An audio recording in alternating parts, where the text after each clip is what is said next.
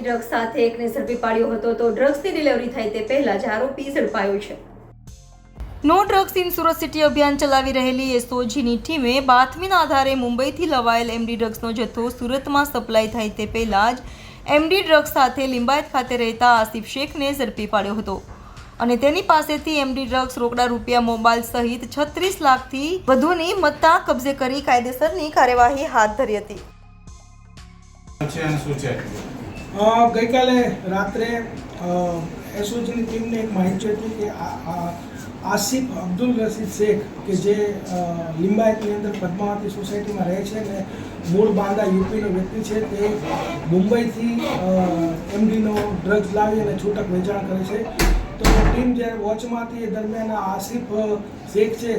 જે Adajan police station એરિયામાં star બજારથી LP Savani road પર જતા ક્રોમા સેન્ટર આવેલું છે તેની સામે